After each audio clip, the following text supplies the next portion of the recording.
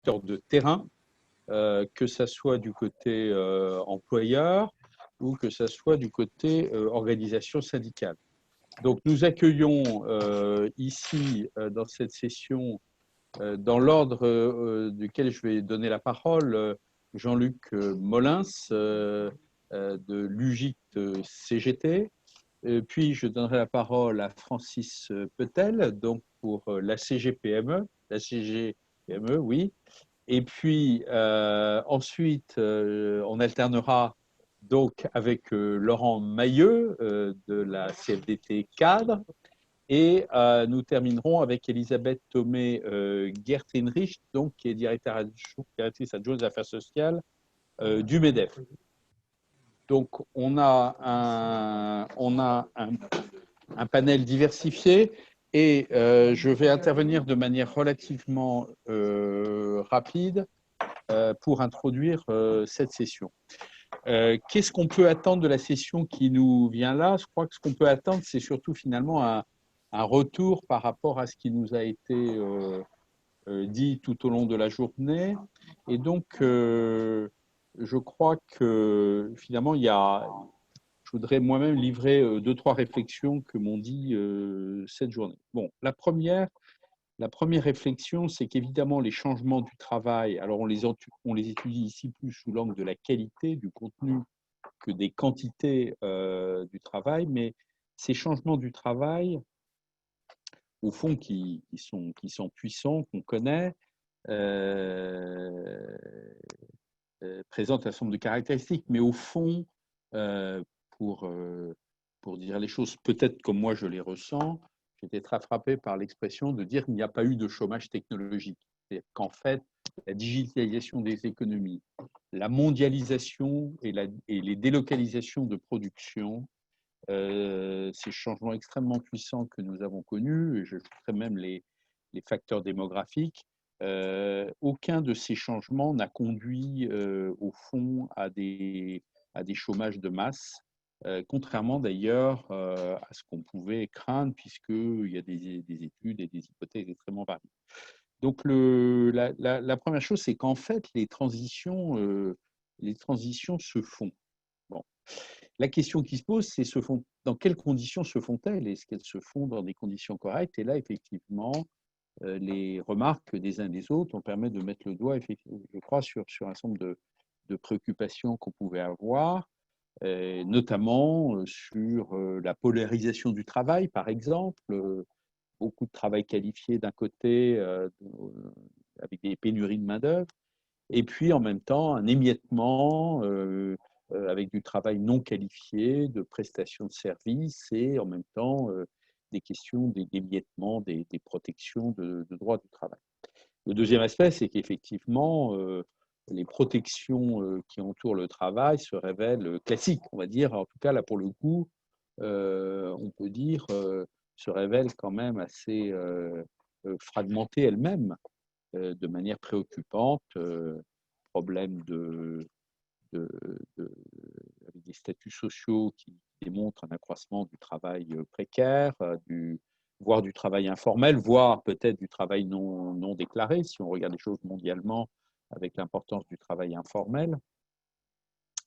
Et en même temps, des vraies questions de protection sociale et de financement d'ailleurs, c'est-à-dire de régulation des financements collectifs. Donc, peu de drame, si je puis dire, sur l'aspect de la quantité du travail. Il y a du travail et il y a des gens qui travaillent. Mais la question, c'est qu'en fait, cette transition se fait sans doute de manière compliquée, peut-être brutale, et en tout cas avec des difficultés de maîtrise.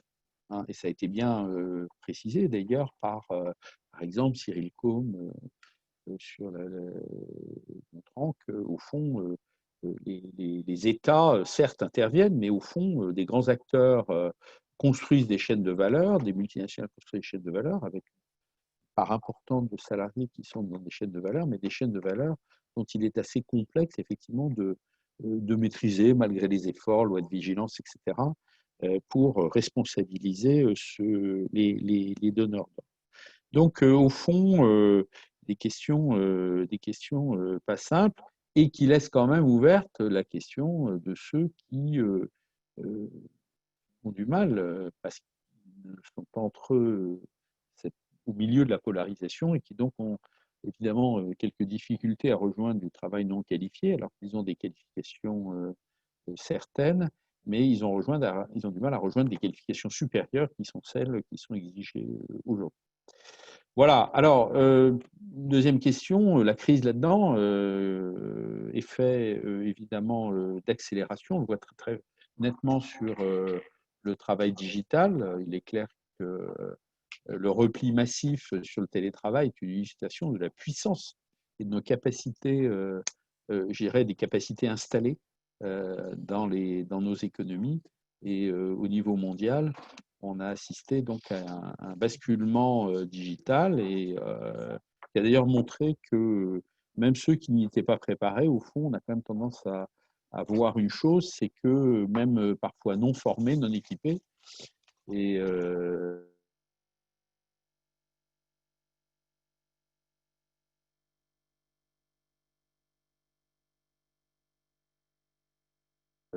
et c'est pas une boutade, même les dirigeants se sont mis au téléphone. Même nos dirigeants tout seuls ont dû apprendre à se servir des équipements sans être très forcément à l'aise. Donc en fait, une accélération qui peut poser, non pas, qui ne remet pas en question, je pense, les tendances que nous avions décernées avant la crise, mais qui les exacerbe peut-être, bien évidemment, avec un effet d'accélération qui va être d'ailleurs très poussé par les difficultés économiques des entreprises qui, elles, vont devoir être les plus radicales, malheureusement, évidemment, que si nous étions en situation de croissance économique. Mais les grandes tendances qu'on observait avant, il n'y a pas de raison qu'on change, mais le point de la crise, de mon point de vue, c'est une accélération des choses et l'accélération de la décision, notamment des entreprises. Voilà, donc les partenaires sociaux que nous avons avec nous, et je les remercie d'ailleurs sincèrement parce que c'est pas toujours facile de faire le lien entre une vision à la fois d'analyse de long terme et de trouver un peu les réponses. Les partenaires sociaux, finalement, quelles sont les questions qui peuvent se poser à eux? Parce qu'au fond, ils sont dans la décision. Alors, ils ne sont pas tous dans une décision microéconomique, mais ceux que nous avons là sont dans la décision macroéconomique. Ce sont des acteurs de la régulation collective et donc ils ont des responsabilités. Ils ont des responsabilités éminentes parce que ce qui a bien été montré, en particulier dans la crise que nous vivons, c'est que la question sur laquelle une unanimité se fait dans cette crise, et c'est heureux, c'est qu'il faut travailler ensemble. C'est-à-dire que les mécanismes de solidarité, soit de définition des règles, soit de mise en œuvre des financements solidaires, doivent être décidés ensemble. Et c'est du coup en responsabilité que vous êtes pour trouver les solutions à la phase actuelle. Voilà, donc finalement, un peu je vais vous donner la parole maintenant. Qu'est-ce qu'on peut dire de ce que nous voyions avant la crise sur l'évolution du contenu du travail, la qualité du travail, en quoi la crise, est-ce que nous interroge, remet en cause ou pas ce que nous savions, et puis que vous inspire telle ou telle remarque que vous avez pu entendre dans la journée. Voilà, donc on se donne un quart d'heure chacun, et puis nous aurons un petit moment pour les questions-réponses avant que Eric, ici, nous fasse la conclusion de cette table ronde et de la journée par la même occasion. On doit finir impérativement à 18h45, m'a-t-on rappelé. Voilà, donc je propose donc à Jean-Luc Molins peut-être d'ouvrir ce panel. Merci Jean-Luc.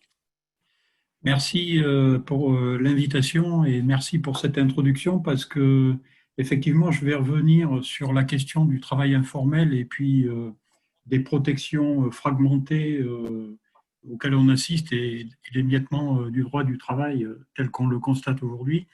Alors, en fait, mon intervention va être en deux parties. La première partie va être sur les mutations du travail et les éclairages que nous apporte la crise sanitaire. Et la deuxième partie sera sur le rôle et la place du dialogue social et de la négociation sociale pour construire le travail de demain. Alors, avant de rentrer dans le vif du sujet et vous donner les résultats de notre enquête qu'on a menée durant la crise sanitaire, je veux brièvement rappeler que toutes nos productions sont sur le site Le Numérique Autrement. Vous y trouverez des contributions, des témoignages de terrain et des guides qu'on a fait sous forme de fiches pour aider les négociateurs sur les différents sujets qui nous préoccupent, notamment en cette période de transformation et mutation numérique où les organisations du travail sont bouleversées. Un premier guide sur le droit à la déconnexion, un autre sur la qualité de vie au travail, un autre sur le télétravail, un autre sur le management de proximité, un autre sur les RH de proximité, et le dernier qu'on vient de publier est sur l'intelligence artificielle. Donc, la plupart de ces guides ont été faits dans le cadre d'un travail de terrain avec l'ANACT.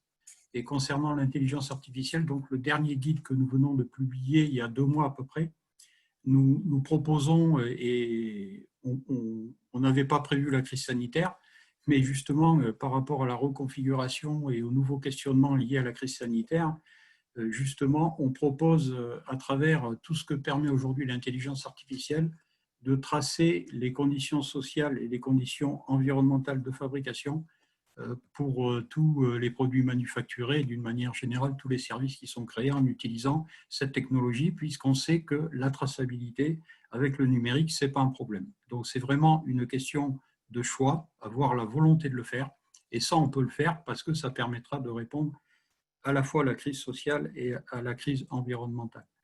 Alors, les résultats de notre enquête sur le télétravail, on a eu 12 000 réponses durant la crise sanitaire en l'espace de même pas 3 semaines. Je vous donne que les grands chiffres, les grandes tendances, et je vais aller très vite là-dessus. Bon, d'une manière générale, et ce n'est pas une surprise, un télétravail en mode dégradé qui se traduit notamment par une absence de droit à la déconnexion dans 78% des cas, une absence de définition des plages horaires pour lesquelles le salarié doit être joignable dans 82% des cas, une augmentation de la charge de travail pour tous ceux qui se sont retrouvés en situation de télétravail en mode dégradé, et en particulier les cadres, 40% ont noté une augmentation de leur charge de travail. Un développement des risques psychosociaux avec 33% des encadrants qui notaient une anxiété inhabituelle, une absence de mise à disposition d'équipements de travail ergonomiques, que ce soit les fauteuils ou tous les équipements dont on a besoin, à 97%, et l'absence de prise en charge des frais inhérents au télétravail, notamment les frais de connexion et de logiciel, à 84%. Donc voilà, j'arrête là le tableau, mais visiblement, il y a matière à négocier en matière de télétravail et de conditions d'exercice du télétravail. Et nous sommes de toute façon tout à fait disponibles pour négocier là-dessus. Je viens rapidement sur la question des plateformes. Alors, je vais aller vite parce qu'en fait, Odile a dit beaucoup de choses tout à l'heure dans la table ronde précédente sur la situation et les enjeux autour des plateformes. Mon message principal sera de dire que, en fait, on a besoin d'inclure toutes les formes de travail dans notre modèle social. C'est la grande leçon à tirer. Quand on voit que les plus de 3 millions d'indépendants n'ont pas pu bénéficier du chômage partiel, quand on voit les situations qui sont apparues durant cette crise sanitaire, c'est clair qu'on a besoin d'avoir un modèle social qui englobe l'ensemble du monde du travail, qu'il n'y ait pas d'exclusion. Et on a pu déjà vérifier en 2007-2008, quand il y a eu la crise financière, que notre modèle social avait été protecteur et avait été un amortisseur puissant par rapport à ce qui s'était passé. Donc, c'est la première chose que je voulais dire. La deuxième chose, c'est qu'il n'y a pas de déterminisme technologique. Ce qu'il faut bien comprendre, c'est que la transformation numérique, les évolutions des organisations du travail liées à la technologie numérique, ça sera ce qu'on décidera d'en faire. on peut utiliser tous les gains de productivité qui vont être générés ou qui potentiellement peuvent être générés pour dégrader les conditions de travail, externaliser le travail à l'autre bout de la planète, comme ça a été dit avant moi, ou on peut, à l'inverse, utiliser ces nouvelles technologies pour tracer les conditions sociales et environnementales de fabrication, ce qu'on propose dans notre dernier guide sur l'intelligence artificielle, et mettre les technologies au service du progrès social et du progrès environnemental. Très rapidement, je viens sur le concept de sécurité sociale professionnelle de la CGT, parce que tout à l'heure, je disais qu'il faut que tous les travailleurs, quels qu'ils soient, puissent bénéficier de la protection sociale. Ce concept-là qui a été développé par la CGT, en fait, vise à aller au-delà, c'est-à-dire construire une sécurité sociale professionnelle, c'est-à-dire le maintien du lien de travail en permanence. Et donc, ça veut dire qu'il faut penser l'évolution d'une personne qui travaille durant tout son parcours de vie professionnelle, avec des alternances formation, avec les évolutions, ça a été dit aux tables rondes précédentes, il est évident qu'on va avoir besoin de former d'un tout autre niveau et d'une toute autre manière que ce qu'on a fait. C'est pour ça que la CGT, depuis déjà longtemps, revendique que 10% du temps de travail soit consacré à la formation. C'est un repère et il faudra qu'on avance là-dessus, y compris organiser ces temps avec le maintien du lien au travail, c'est-à-dire le fait qu'on puisse organiser la portabilité des droits d'une entreprise à l'autre, comme ça existe pour la complémentaire santé ou comme ça existe pour le droit à la formation. La question, c'est de l'étendre bien au-delà et à une toute autre échelle que ce que ça existe aujourd'hui. Alors, je vais venir sur la question maintenant du dialogue social, donc la deuxième partie de mon intervention. Le dialogue social, en fait, dialogue social et négociation collective, c'est important hein, parce que la négociation, en fait, est le cœur du problème.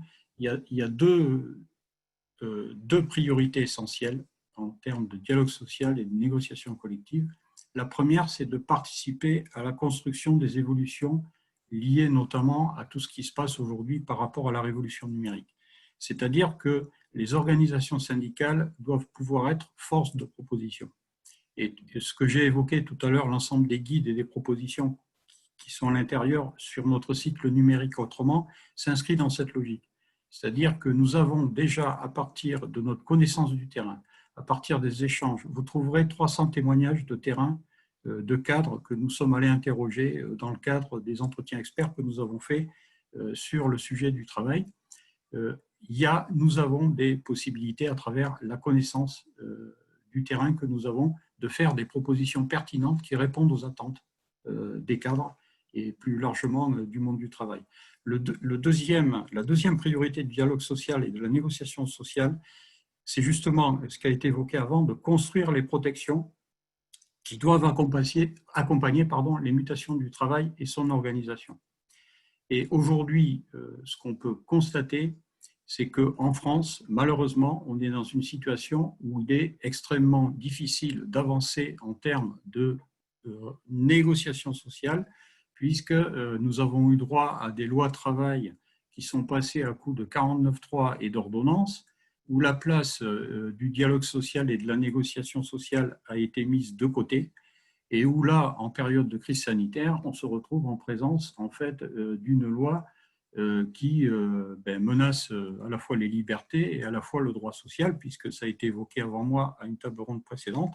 Il est question de se poser la question de travailler 60 heures par semaine.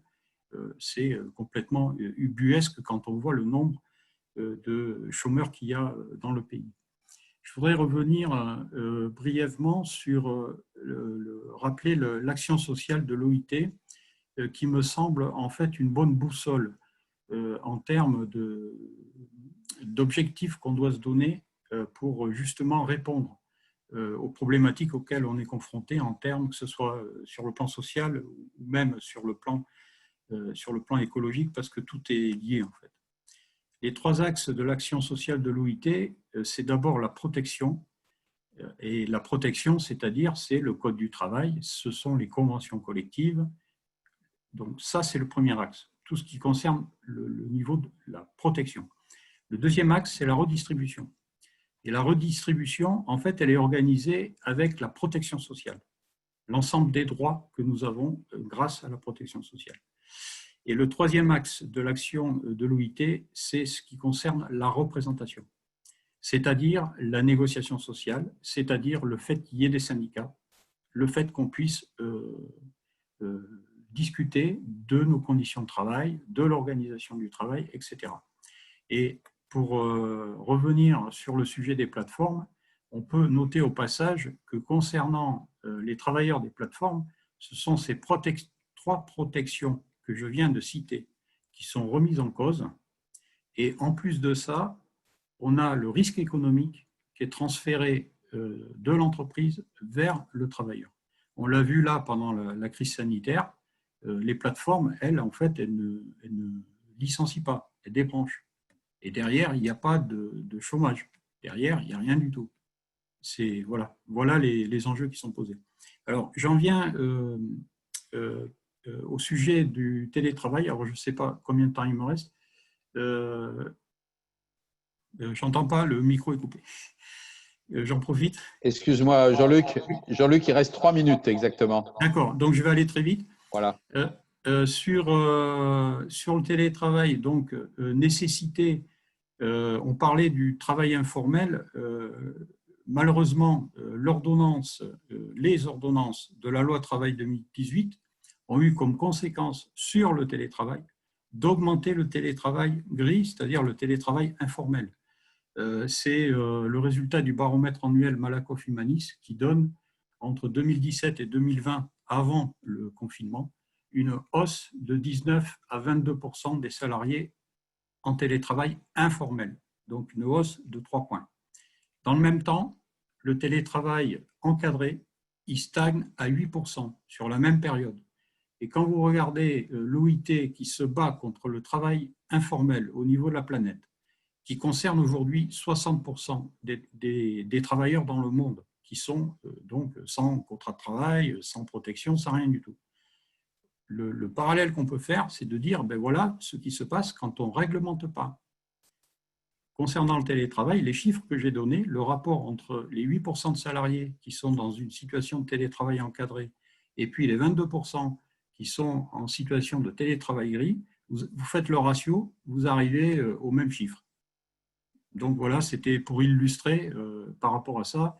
Et je termine par, en tout cas, une bonne nouvelle d'Allemagne. En tout cas, le choix qui a été fait en Allemagne, j'ai lu il y a quelques jours une dépêche AEF qui indique qu'en Allemagne, ils ont fait le choix d'investir dans les technologies d'avenir et qu'ils vont utiliser la période après Covid pour accomplir un saut technologique. Ils investissent 50 milliards d'euros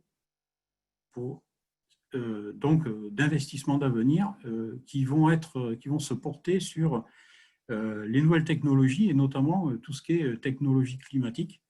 Donc voilà un bon exemple d'investissement à suivre.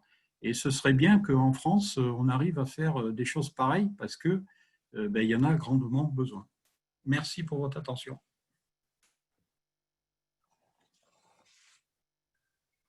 Mon micro. Alors, merci Jean-Luc Molins pour ce panorama. Merci d'avoir insisté effectivement sur la question du télétravail parce que c'est une question assez emblématique. Elle a l'avantage de poser beaucoup de questions de statut, de conditions de travail, d'organisation du travail, de management. Et il se trouve qu'elle est maintenant sur la table au niveau national, hein, on l'a rappelé. Et donc, effectivement, vous posez la question assez clairement de savoir si on peut rester dans la situation actuelle, avec le droit actuel, compte tenu déjà de ce qui se passait avant la crise, mais sans doute, évidemment, question renouvelée depuis. Je vais tout de suite passer la parole. Alors, monsieur… Ah oui, Francis Pétel est là, voilà, je le vois. Francis, et ben maintenant, c'est à vous. Donc évidemment, avec un angle encore peut-être plus près du terrain quand on parle des PME. Alors, merci de me passer la parole. Oui, un angle peut-être, en tout cas près du terrain, mais également avec une perspective qui, pour moi, n'est pas simplement court-termiste. Je veux dire par là, cette manifestation a été pensée avant qu'on ait cet épisode du Covid. Et donc, je pense qu'il est intéressant aussi d'essayer de se dégager et de voir quels sont les enjeux qu'on peut avoir à moyen terme, tels qu'ils peuvent découler en tout cas des échanges extrêmement riches qu'on a eus aujourd'hui. Et donc, en particulier, moi, je me centrerai sur le problème de la PME. On a entendu un certain nombre de grandes entreprises aujourd'hui et je voulais voir si on pouvait, des travaux d'aujourd'hui, dégager des balises pour les PME en dehors de toute dimension de négociation collective, même si on est partenaires sociaux aujourd'hui, c'est pas pour débattre et pour pseudo-négocier. Moi, j'ai dégagé plusieurs points. Le premier point qui me paraît intéressant, c'est la dimension individuelle et la dimension collective. Ça touche le travail, ça touche l'organisation des entreprises et c'est un élément qui me paraît central. Par exemple, on est de plus en plus dans les organisations d'entreprise à dire il faut développer le travail, la décision de l'équipe et puis les décisions individuelles. On parle d'intelligence collective comme étant susceptible de produire une qualité de travail supérieure à celle de l'ensemble des contributions individuelles.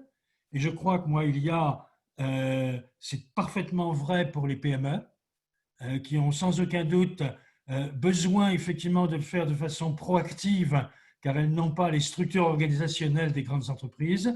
Et de ce point de vue-là, moi, ce que j'entends aujourd'hui, c'est que tout ce qui peut être outils technologiques, outils de télétravail, outils de communication à distance, peuvent non pas, contrairement à ce que l'on dit quelque part, contribuer à un développement de l'individualisme, à fractionner le corps social de l'entreprise et à isoler les collaborateurs, mais au contraire, à pouvoir les réunir.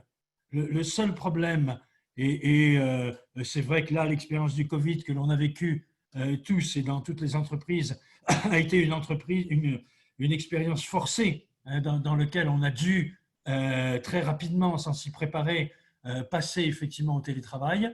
Il est évident que la leçon qu'on doit en tirer, c'est comment, surtout dans les PME, comment est-ce qu'on peut exploiter au mieux le télétravail, non pas pour fractionner le corps social que constitue l'entreprise, mais pour le réunir en permanence. Et il est probable que c'est possible à des conditions. À une condition, entre autres, importante, qui est celui auquel il faudrait réfléchir dans les PME, qui est du partage de l'information. L'un des points qui permet de développer l'initiative collective dans la PME, qui permet de développer la qualité du travail, qui permet de développer les relations de travail, c'est effectivement un partage d'informations qui, si on met de côté quelques informations qui peuvent paraître comme étant parfaitement confidentielles, au regard en particulier de points de concurrence spécifiques, peuvent être partagées beaucoup plus qu'on ne le fait actuellement. Autrement dit, l'utilisation de la technologie, c'est d'abord à l'usage d'un partage d'informations qui seul peut permettre du développement de l'intelligence collective. D'un autre côté, on regarde que, par ailleurs, on est de moins en moins sur des repères collectifs pour être sur des repères individuels.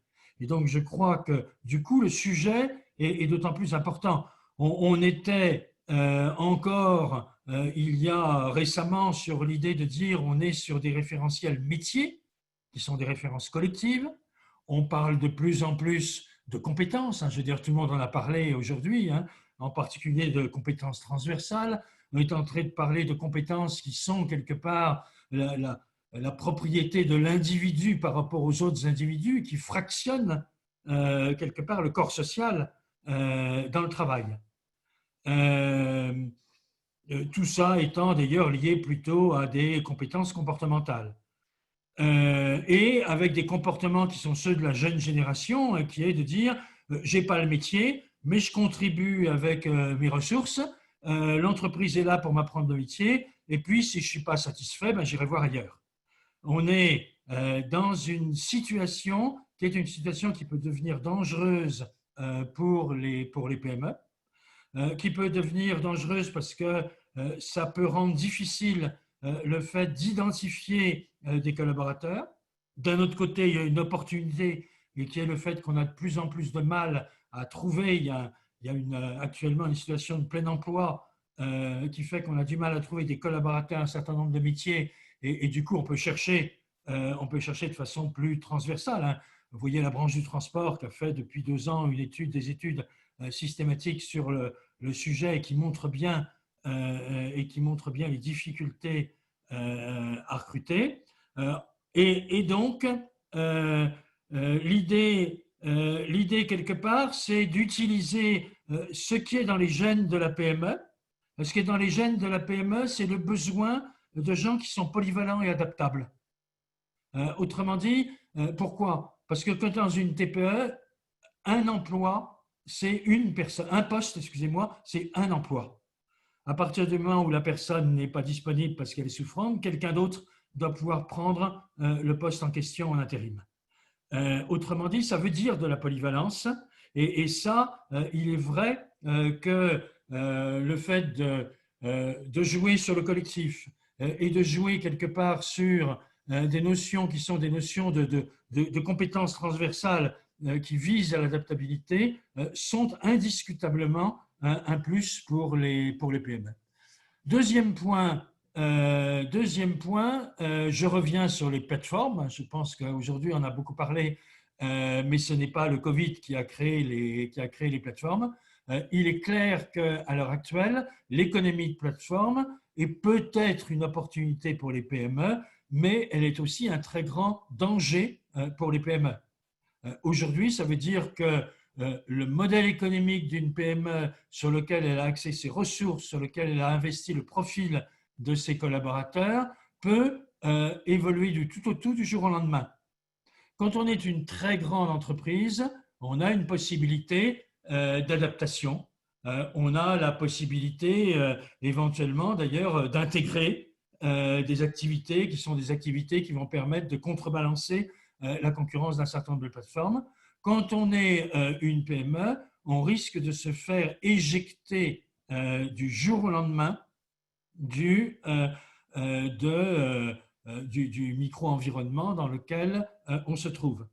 Et de ce point de vue, il est évident que, et je ne peux que rejoindre les propos de la CGT, je veux dire, il faut bien le dire, il est clair que le grand danger pour la PME qui est censée respecter le droit du travail français, c'est de se retrouver en concurrence avec des activités de plateforme qui ne respectent pas un droit du travail dont par ailleurs je continuerai à dire qu'il est lourd, compliqué et sans doute inutilement, ça bon, c'est au passage, mais qui en tout cas crée de la disparité et fait que derrière, on risque de se retrouver avec toute une partie des PME, toute celle qui peut être exposée à la concurrence des plateformes et qui va être de plus en plus importante, qui risque de disparaître.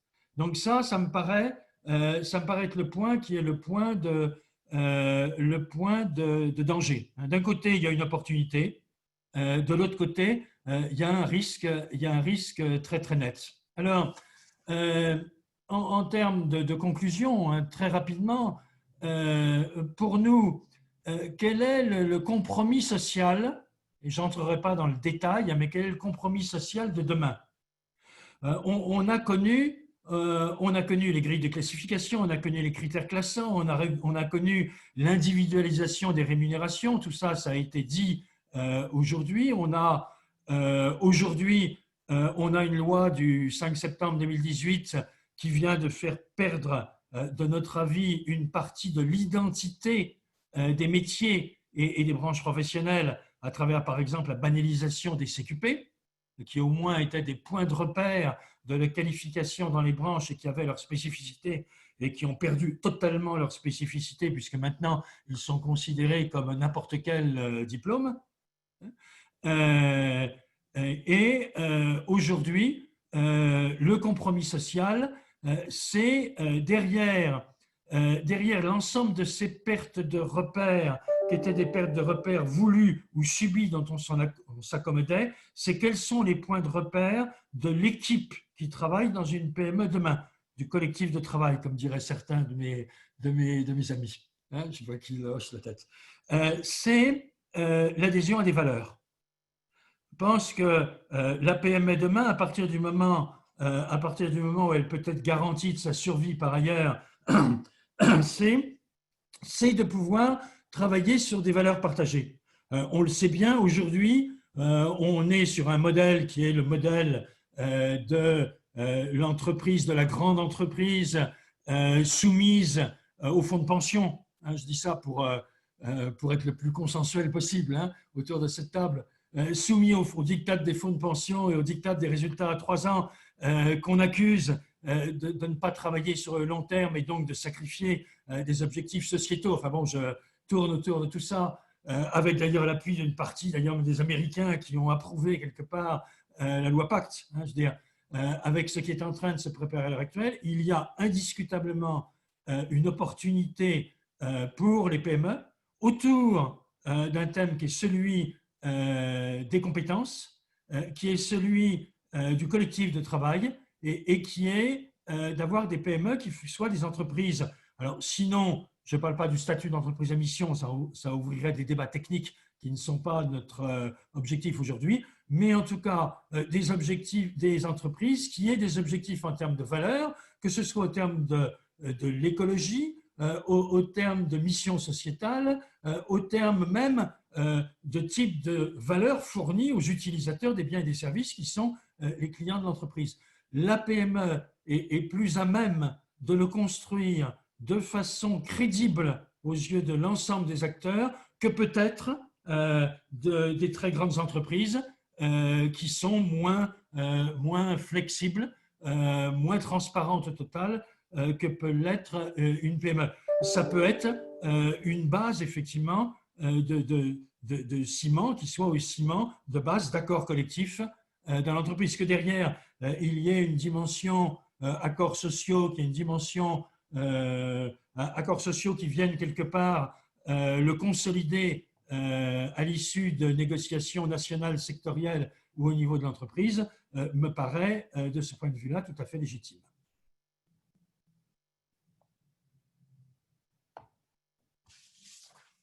Ah, j'entends pas.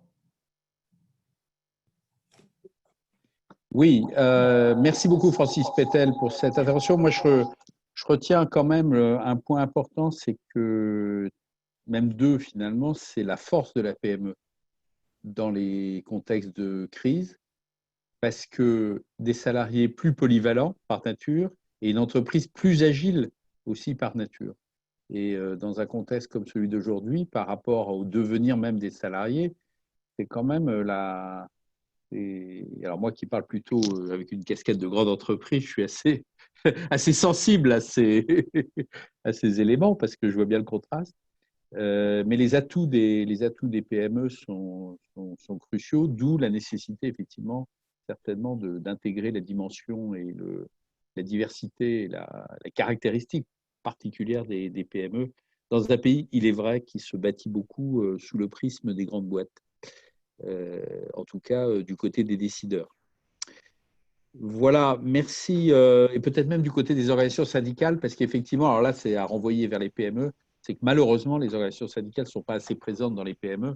Et du coup, même les organisations syndicales, du coup, elles sont faites de leurs adhérents.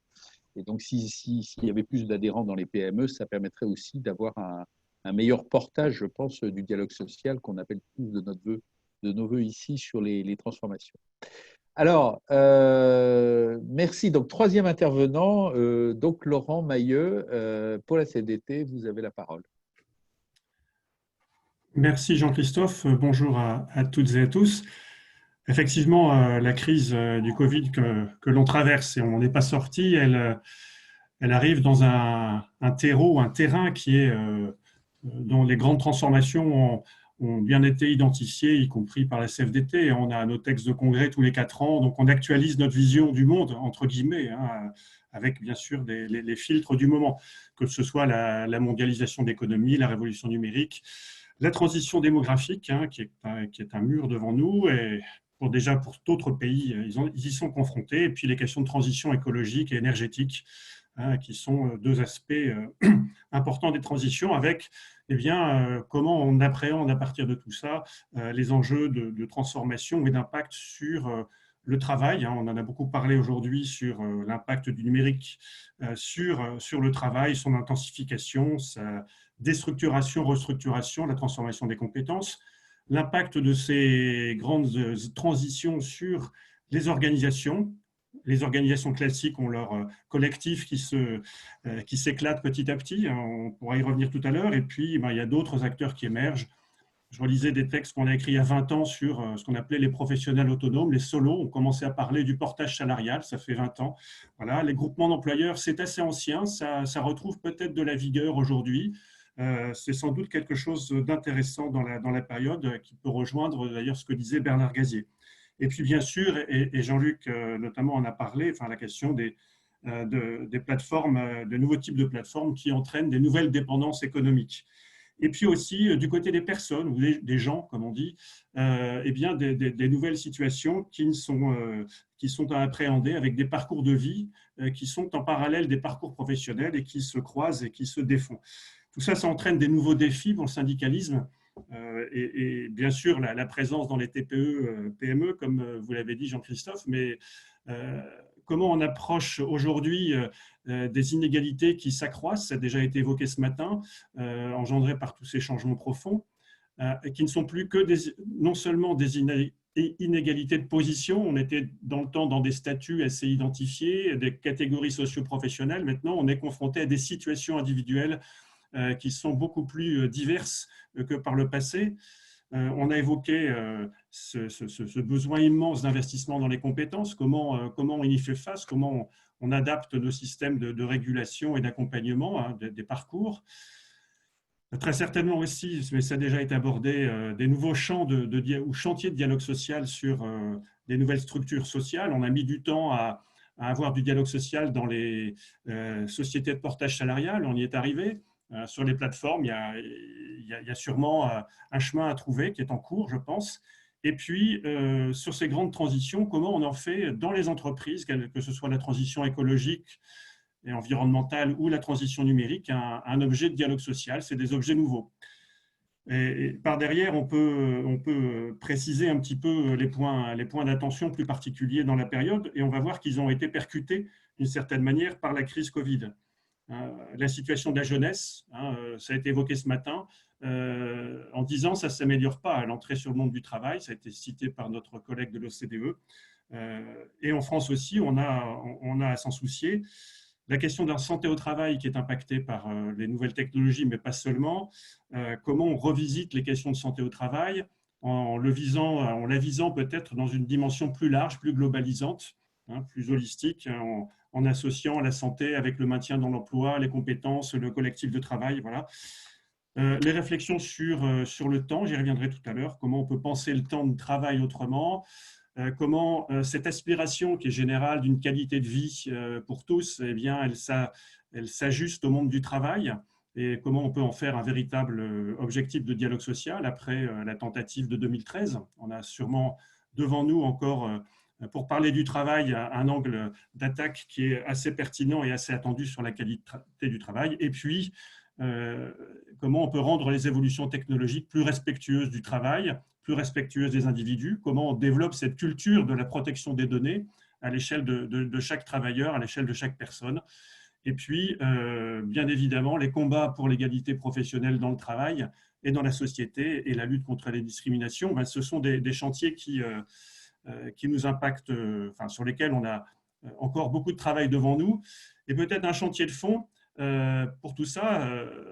La volonté, en tout cas de la CFDT, mais d'autres acteurs aussi, c'est comment on donne davantage de pouvoir aux travailleuses et aux travailleurs dans la période, cette attente de pouvoir peser sur son parcours, que ce soit en sortant de l'entreprise, mais comment on peut aussi donner plus de pouvoir dans l'entreprise pour transformer la société, la vie en entreprise.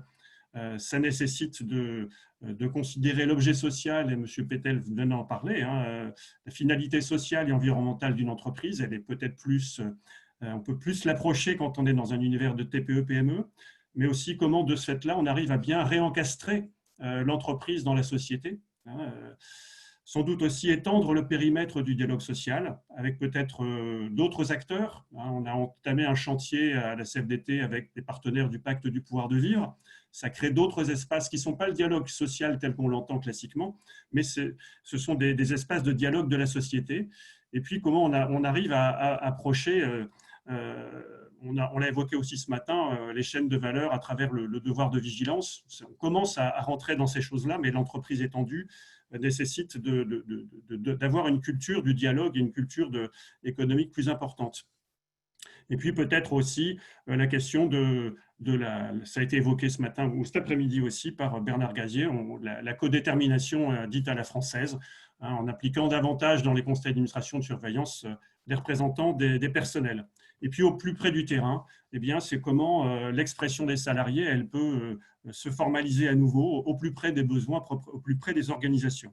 Donc c'est à la fois donc, donner plus de pouvoir et plus de capacité. Alors dans la crise sanitaire qui est devant nous, à la fois elle révèle de nouvelles situations, ou elle approfondit les situations, elle met en avant un certain nombre de métiers à forte valeur ajoutée sociale, mais elle met aussi en avant de nouvelles vulnérabilités, ça a été évoqué aujourd'hui, de ceux qui sont éloignés du cœur de notre modèle social de protection sociale, pour lequel, Jean-Luc l'évoquait, il y a besoin de protection étendue en direction des précaires, des indépendants, des personnes les plus fragiles de la société.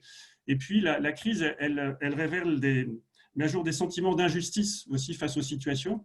C'est comme ça, les situations sont différentes, elles sont vécues comme injustes entre ceux qui sont protégés, exposés, ceux qui peuvent travailler en télétravail et pas les autres. Et puis la crise, elle fait émerger aussi de nouvelles formes de risques psychosociaux, que ce soit ceux qui sont liés à la solitude, à la psychose sanitaire, mais aussi à la psychose de la technologie ou à la surabondance de technologie. Le poids du numérique dans le quotidien qui a tout envahi. Mais ça fait aussi émerger d'autres choses qui sont positives, que ce soit on a remis en valeur la nécessité du tissu associatif local, davantage de relations d'interdépendance dans la société. Un bon nombre de jeunes travailleurs sont partis, ont quitté leur studio de banlieue pour aller, pendant le confinement, retourner chez leurs parents parce que la vie était peut-être plus facile. Donc des interdépendances aussi entre les métiers, entre les petites entreprises, les grandes entreprises. Et puis, à travers ça, bien un esprit de solidarité plus grand, des petites solidarités comme des grandes, et davantage de souhait de lien social. Et donc, pour la CFDT, ça interpelle la sortie de crise à la fois deux dimensions du dialogue social. Finalement, comment on va travailler demain et comment on va continuer à travailler, comment on va penser l'organisation du travail et notamment les plans de continuité d'activité après le crash test qu'on a vécu pendant ces quelques mois. Et puis aussi, ça a été évoqué par Bernard Gazier, la question des métiers à forte valeur ajoutée sociale qui sont déconsidérés aujourd'hui. Et puis, en toile de fond, c'est finalement les écarts de rémunération et des dimensions qui sont peu abordées aujourd'hui, même si on sait bien que tous nos systèmes sociaux portent en eux des limites salariales. On peut parler de la retraite, mais aussi de la protection sociale, chômage, etc. Et tout ça, on essaie de le porter dans une logique du travailler tous et mieux plutôt que dans celle du travailler plus mais peu. C'est-à-dire essayer de réinclure dans cette période tous ceux qui risquent finalement d'être mis au banc de la société du travail parce que la crise, elle est massive et qu'on pense que si on n'a pas cet objectif d'inclusion dans la crise, c'est un enjeu clé. Il y a un enjeu clé pour le climat social et le climat sociétal qui risque de se dégrader davantage. Bien sûr, il faut le faire dans une perspective pour éviter les questions de confrontation entre travailleurs ou entre travailleurs et non-travailleurs. Et par derrière, la crise aussi, elle a remis sur le devant de la scène la question du rapport au temps. Ça a été évoqué largement en début d'après-midi. Et pour la CFDT, on avait commencé un chantier, on avait repris cette question-là à travers une banque des temps ou un compte épargne-temps universel. C'est vrai que ça nous invite à avancer davantage ces questions-là, de manière à, là aussi, désencastrer finalement les différents temps de la vie et de donner du temps finalement à ce qui est vital pour la société. On pourrait évoquer par exemple, enfin j'y reviendrai tout à l'heure. Et puis une troisième dimension pour la CFDT dans la période, ça rejoindra l'intervention de M. Léger, c'est la question des territoires. Et on sait bien qu'il y a à reterritorialiser un certain nombre de pratiques sociales, que ce soit les pratiques d'accompagnement vers l'emploi, mais d'accompagnement formation, d'accompagnement sociaux. Tout ça, ça doit se retrouver au niveau du territoire. On a pu, enfin, là où j'ai un peu de responsabilité, on va dire, que ce soit à l'APEC avec Jean-Luc Molins, mais aussi au CESI, voir aussi les métiers qui sont transformés par le temps de la crise. Les métiers des accompagnants, des consultants à l'APEC, où tout se fait à distance, fait que les clients, entre guillemets, voient le service de l'APEC comme pouvant se faire à distance, qui n'était pas forcément pensé jusqu'à présent. Et donc, ça peut donner à avoir une transformation de la demande et la transformation des services. Je le vois aussi du côté de l'offre de formation, puisque j'ai un pied dans une grosse structure de formation qui s'appelle le CESI. Là aussi, le fait qu'on soit en capacité de mettre en place une continuité d'activité de formation à distance peut permettre de réinternaliser dans les entreprises peut-être un peu plus de formation, peut-être aussi un peu plus de conseils extérieurs, mais dans l'entreprise. Voilà, il y a des choses qui peuvent aussi, enfin, ça fait partie des possibles futurs du travail avec les bénéfices qu'on pourrait tirer des questions des nouvelles technologies telles qu'on a pu les expérimenter durant la crise. Je ne reviens pas, et Jean-Luc Molins l'a bien évoqué, sur bien sûr comment ces télétravaux forcés, comme a dit Jean-Emmanuel Ray, ce télétravail forcé doit être retravaillé maintenant à la lumière de ce qu'on a vécu tous ensemble. Si j'ai encore un tout petit peu de temps, dans ce que j'ai entendu dans la journée et puis dans les travaux qui ont été faits en préalable dans le livre sur la métamorphose du travail, d'une part, il y a peut-être à regarder sur les différentes dimensions du travail qui sont aussi des dimensions de l'activité, qui n'est pas forcément qu'une activité rémunérée. Alors c'est vrai que l'ouvrage est centré sur l'activité rémunérée, les facteurs de production, l'essence de l'homme, la distribution de revenus, la question des relations sociales, la dimension statutaire. C'est vrai que le travail ou l'activité, c'est un lieu aussi où on va se forger ses propres valeurs. C'est un lieu d'émancipation et c'est un lieu où on va trouver du sens et de l'utilité. Donc je pense qu'il y a une dimension essentielle du travail. Et puis, ça a été évoqué, mais ce n'était pas forcément formulé comme ça, une autre dimension qui est celle du travail formateur. On en parle beaucoup aujourd'hui et ça me semblait complémentaire des descriptifs. J'ai bien accroché sur ce qui a été présenté de façon très simple dans l'ouvrage sur les 3 freins peut-être dans le travail à la numérisation, à la cobotisation, à l'automatisation, à la robotique, les dimensions du faire, la dimension de la création, faire, créer et relier finalement ces 3 dimensions du travail qui ne peuvent pas se remplacer simplement. Et l'aspiration des uns et des autres à être à la fois maker, comme on dit aujourd'hui, mais aussi créateur, et puis porteur de liens sociaux, soit dans des dispositifs d'accompagnement, soit dans des dispositifs qui permettent d'être reliés à d'autres, que ce soit les communautés de travail, etc. Je disais tout à l'heure qu'il y a sans doute, par rapport au temps choisi qui était évoqué par M. Petitjean, les dimensions qui ont été évoquées en plus dans la journée sur la formation, mais aussi, je pense, l'exercice de la parentalité. Comment, lorsque les 2 parents sont en télétravail avec les gamins, on ne met pas en place le droit de la déconnexion parentale. Il faut qu'à un moment donné, on puisse reconnaître cet exercice-là. Et les questions aussi peut-être de citoyenneté. Et à se reposer les questions du travail par rapport aux autres droits et devoirs de vivre en société. Qu'est-ce qui est premier? C'est le droit d'exercice du citoyen, le droit de la parentalité par rapport au droit du salarié.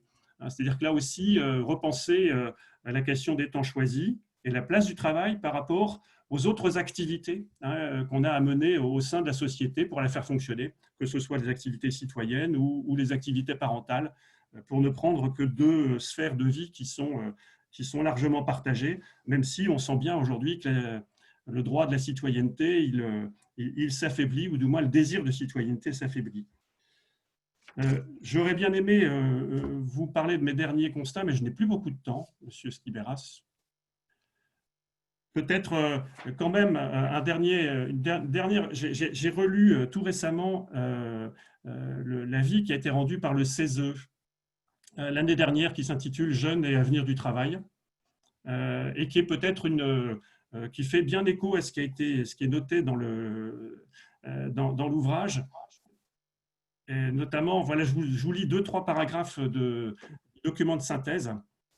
Malgré des difficultés accrues d'accès à l'emploi stable, alors ça c'était avant la crise, hein, la confiance exprimée par les jeunes, puisqu'il y a une consultation des jeunes pour mener à cet avis, la confiance exprimée par les jeunes dans leur avenir professionnel doit être vue comme un facteur positif pour les transformations en cours.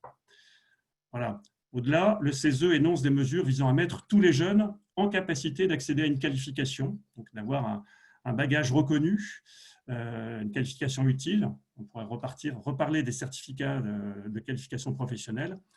Et il s'agit notamment de permettre à toutes et tous de disposer d'un capital initial sur leur compte personnel de formation. Donc, on revient sur les outils de régulation, qui n'est pour l'heure crédité qu'après une période d'emploi. Et puis, la consultation citoyenne s'est fait l'écho chez les jeunes d'une aspiration générale en faveur d'un travail plus riche de sens, ainsi que d'un engagement pour un modèle productif plus respectueux de la qualité de vie au travail et de l'environnement. Les jeunes considèrent qu'une responsabilité sociétale des entreprises plus effective et transparente peut contribuer à renforcer la confiance et l'engagement des jeunes dans le travail. Voilà quelques éléments qui peuvent aussi, à l'issue de cette journée, nous dire que si on prend davantage en considération le besoin que les jeunes ont d'être insérés dans la société, d'être intégrés. Quand on dit le mot insertion est toujours un mot difficile, le mot intégration est peut-être, voilà, c'est le versant peut-être plus proactif de la part de ceux qui sont déjà dans la société. Donc, comment on peut intégrer demain? Voilà, dans le travail. Merci. Merci beaucoup, Laurent. Merci beaucoup d'avoir insisté sur la question du dialogue social et surtout la question du dialogue social avec ceux qui ne sont pas dans les canaux salariés traditionnels. Effectivement.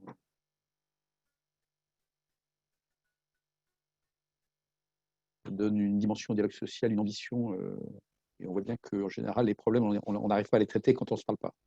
Je vais donner la parole maintenant pour finir cette table à Elisabeth Thomé.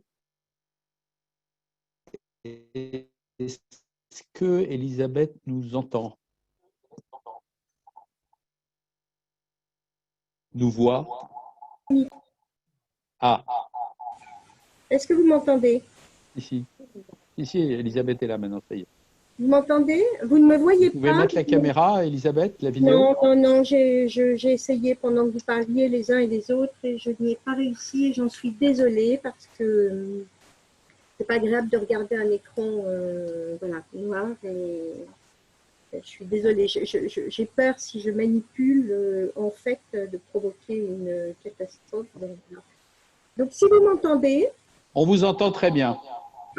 En revanche, moi j'ai un écho, Jean-Christophe. Je vais couper mon micro. Ah. Merci beaucoup donc d'avoir invité le MEDEF à cette table ronde. Évidemment, avec les différents interlocuteurs qui sont là autour de la table virtuelle, on est presque compagnons de route dans certaines aventures qui sont les aventures du dialogue social, hein, les négociations diverses et variées, etc., qui sont toujours porteuses d'ambition.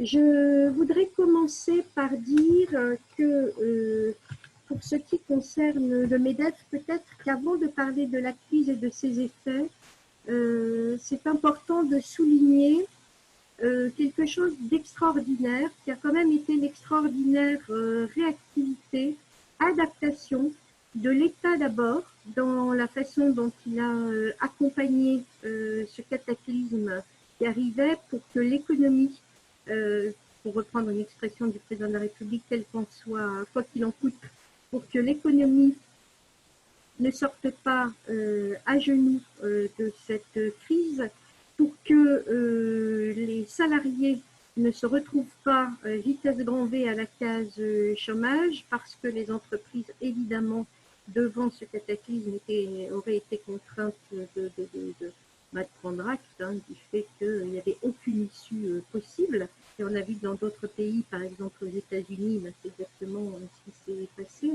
Donc, l'extraordinaire capacité d'adaptation des salariés qui très vite, accord télétravail ou pas accord télétravail, et même si la loi en effet prévoyait le cas de pandémie, ben, se sont, j'allais dire, pliés parce que parfois c'est très compliqué de se retrouver en télétravail en gardant ses enfants, etc. Mais en tout cas, adapté aux circonstances qu'on connaissait.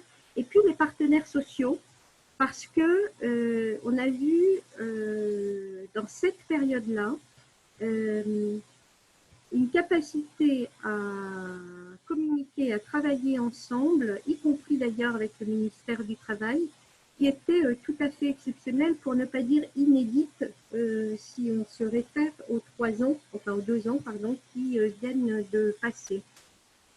Et les partenaires sociaux qui également ont tenté d'être assez créatifs, y compris sur les territoires, excusez-moi, puisque sur les territoires, par exemple, on a vu apparaître des prises de position, des chartes, comment dirais-je, des intentions de travail en commun ou d'accompagnement de l'activité qui étaient tout à fait inédites. Et même si formellement le dialogue social n'existe pas, en tout cas en ce qui concerne les relations collectives du travail, n'empêche que dans les territoires, dans les régions, dans les départements, des initiatives communes ont été prises. Et je trouve qu'on en parle assez peu et que ça mérite d'être souligné. Voilà. Ça, c'est mon pré-préambule. Parce que si on rentre dans le vif du sujet maintenant, je voudrais quand même dire exactement, d'ailleurs, comme le disait Laurent Mailleux tout à l'heure, que cette crise n'arrive pas comme un coup de tonnerre dans un ciel serein. Le ciel n'était pas serein, enfin le ciel du monde du travail n'était pas serein, il était déjà traversé par 2 ou 3 questions tout à fait centrales, qui étaient la révolution technologique, l'intelligence artificielle, etc., les nouvelles technologies, évidemment, qui était traversée par la question de l'adéquation entre les compétences disponibles sur le marché du travail et les compétences attendues par les entreprises. Et je vous rappelle qu'il y a 2 mois et demi, une question que nous n'avions pas réglée, qui était celle de ce socle, par exemple, des demandeurs d'emploi. Vous m'entendez? Vous m'entendez?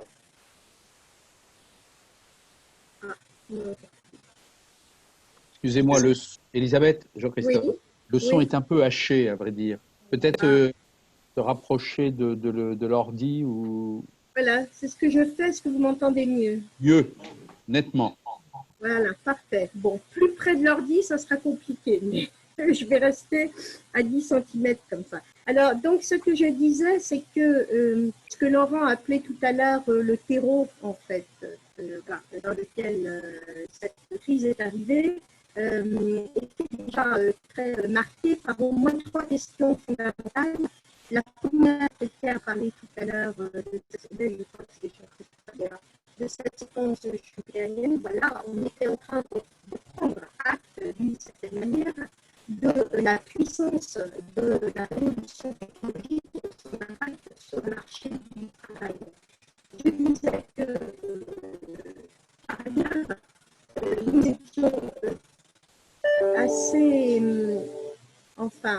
perplexes, en tout cas interrogatifs, devant ce paradoxe français qui faisait, au moment où la crise éclate, que le stock, je disais pardon, l'expression est académique, mais le demandeur d'emploi diminuait finalement très peu, Alors que dans le même temps, 400 à 500 000 offres d'emploi restaient politiquement non pourvues. Vous entendez ça, Jean-Christophe, il y a un souci. C'est toujours un peu haché et on comprend quand même très difficilement, effectivement. Alors, votre haut-parleur ne fonctionne pas. Bah oui, mais je ne sais pas quoi faire d'autre là. Vraiment, on joue de malchance. On comprend difficilement et bon, bah, on va essayer de faire. Allez-y, je vous laisse poursuivre quand même. Allez-y, on tente. Ouais. Voilà. Donc, problème d'adéquation entre l'offre et la demande sur le marché du travail. Christophe, si c'est trop compliqué de m'écouter, il ne faut pas hésiter à me le dire, hein, je peux tout à fait comprendre et puis, ma foi, on s'en accommodera. Hein, Allez-y, il ne faut allez-y. pas que ce soit un supplice de m'entendre. En fait, ça me désolerait bien plus encore hein, voilà, que de n'être pas entendu. Le troisième point qui nous préoccupait beaucoup au moment de la crise éclate, c'est évidemment l'évolution de la relation de travail. Ça a été évoqué tout à l'heure, ont été évoqués les travailleurs de plateforme, les indépendants, a été évoqué également, on n'entend pas.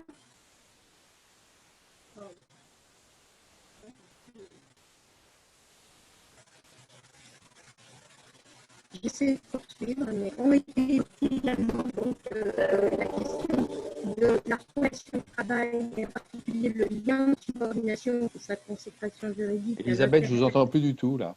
Bon.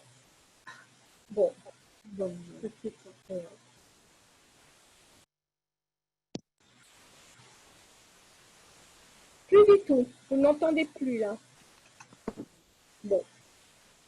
Il est sur le lien, non? Il peut y avoir un numéro de téléphone. Ouais.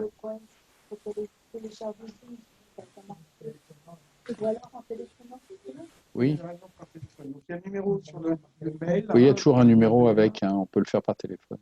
Évidemment, il faut webinaire, mais voilà. Si. Je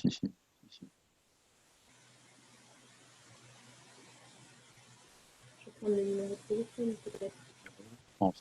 D'accord. Comment? Ouais. Donc, Je vais l'appeler tout de suite, parce que là, on va pas.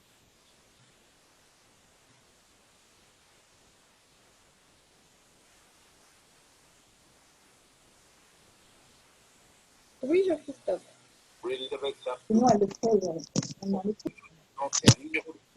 Donc, il y a un numéro de téléphone qui est sur le lien, avec un numéro de webinaire, et on vous entendra. J'essaye, d'accord. Bien. Merci beaucoup.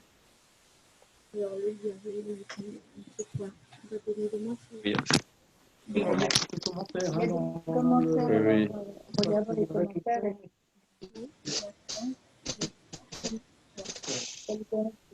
Oui, alors, excusez-nous, Zoom, mais par téléphone, puisqu'il y a un numéro associé. Alors, peut-être qu'on peut prendre quelques questions, puisque un certain nombre de questions ont été affichées.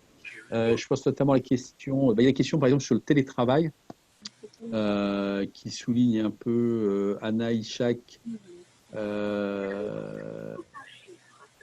qui insiste sur la valorisation du télétravail. C'est plutôt un commentaire, d'ailleurs, peut-être une question. Moi, peut-être sur le télétravail, il y a eu la CFDT a communiqué avec 2 autres organisations syndicales tout récemment sur les attentes en matière de télétravail. Peut-être c'est l'occasion d'en dire un mot, Laurent, là-dessus.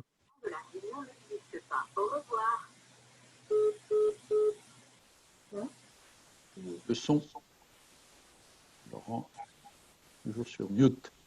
Voilà. Oui. Oui, effectivement, on est dans un cadre social qui date de 2005 pour la France, hein, au niveau de l'accord national interprofessionnel, lui-même étant fondé sur un accord européen qui date de 2002. La France, à l'époque, on a été quasiment les derniers à transcrire dans notre registre social, on va dire, d'accords sociaux, cet accord sur le télétravail. Jean-Luc Molins pourra parler d'ailleurs du tout dernier accord. Oui, c'est ce que je pensais, parce que Jean-Luc est aussi très associé au niveau européen. Donc là, effectivement, on a je veux dire, un arsenal d'accord national interprofessionnel qui est un peu ancien. Bien sûr, qui n'intègre pas de préconisations vraiment sur les situations exceptionnelles. Donc là, on a un peu de recul maintenant sur les situations exceptionnelles. Sachant que sur ces questions-là, il devait y avoir un décret validé en Conseil d'État qui n'est jamais sorti, je crois, pour préciser ce que c'était qu'une circonstance exceptionnelle. Donc, d'ailleurs, si demain on n'est plus en régime de crise sanitaire, dans quelle situation sont les entreprises qui continuent à obliger le travail à domicile? On peut se poser la question, il y a des sujets juridiques. Voilà. Donc, ça mérite qu'on en discute, à la fois dans chaque entreprise pour faire un peu le bilan de la situation, de regarder aussi une analyse de la façon dont les uns et les autres ont pu traverser la situation et comment on intègre dans le cadre d'un plan de continuité de l'activité. Je ne souhaite pas bien sûr qu'il y ait une deuxième vague du Covid en France, mais comment on envisage que finalement le télétravail soit une situation qui peut correspondre à un certain nombre de personnes à certains moments de leur vie professionnelle, mais aussi qui correspond à un certain nombre d'activités. Pour autant, il faut descendre à la nature de l'activité. Et on a justement, la période a aussi révélé que toutes les activités ne s'y prêtent pas. Pareillement, c'est des choses qu'on avait peu travaillé à l'époque en 2005, la question du management à distance. On a commencé à aborder ces sujets-là dans l'accord national interprofessionnel sur les cadres qui a été conclu fin février 2020, donc juste avant le confinement.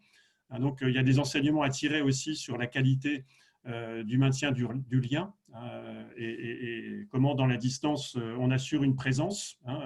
Voilà, toutes ces choses-là. Et puis, il y a des aspects qui n'ont pas forcément été prévus initialement sur tout ce qui est prise en charge des frais. Voilà, donc, et puis, un autre aspect qui n'était pas dans le scope en 2005, c'est la question des tiers-lieux.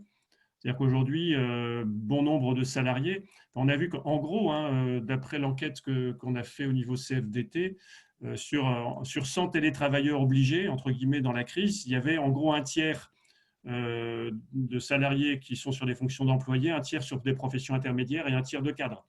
Donc, ce n'est pas quelque chose qui est réservé comme on l'entend au cadre, mais qui s'est largement mis en place et tout le monde ne dispose pas d'un espace adéquat pour travailler. Donc, c'est comment demain, la question des tiers-lieux, dans le temps on parlait des centres de télétravail, eh bien, peut réintégrer à la fois les accords d'entreprise, mais aussi d'abord le dialogue social interprofessionnel en vue d'une négociation, d'un accord modernisé de 2005.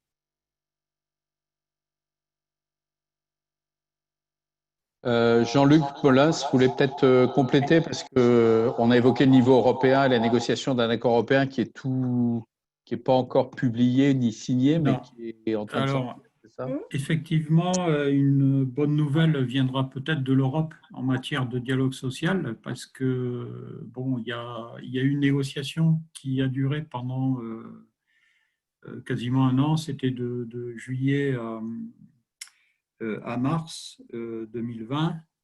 Donc, j'ai participé à cette négociation avec le mandat d'Eurocar.